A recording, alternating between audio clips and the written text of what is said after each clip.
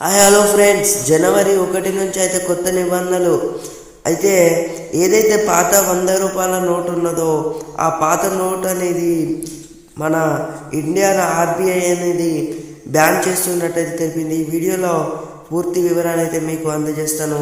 వీడియోని ఎక్కడికైనా స్కిప్ చేయకుండా పూర్తి వరకు చూడండి, అలాగైతేనే మీకు పూర్తి ఇన్ఫర్మేషన్ అయితే అర్థమవుతుంది.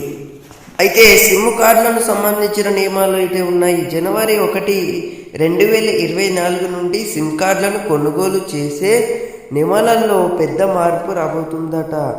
ఇప్పుడు కొత్త సంవత్సరం కస్టమర్లు సిమ్ కార్డులను కొనుగోలు చేసేటప్పుడు కేవైసీని సమర్పించాలి.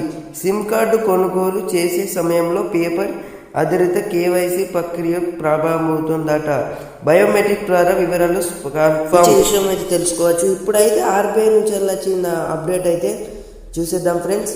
ఛానల్ ఇంకా కొత్తగా చూస్తుంటే వెంటనే సబ్స్క్రైబ్ చేసుకొని బెల్ నోటిఫికేషన్ ఆన్లో పెట్టుకోండి.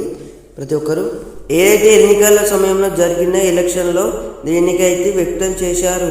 1500 రూపాయలు బ్యాన్ చేసినట్టే మనకు తెలిసిందే మనందరికీ. కానీ ఇప్పుడైతే తెగ వైరల్ అవుతుంది.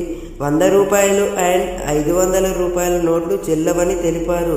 వీటిని మార్చుకోవడానికి నెల రోజు సమయం ఇచ్చారు. మోదీ నిర్ణయం వల్ల నల్లధనం వెలుగులోకి రావడం సంగతి అలా ఉంచితే సామాన్యులు, చిరు వ్యాపారులు, మధ్యతరగతి జనాలు తీవ్ర ఇబ్బందులు ఎదుర్కొన్నారు.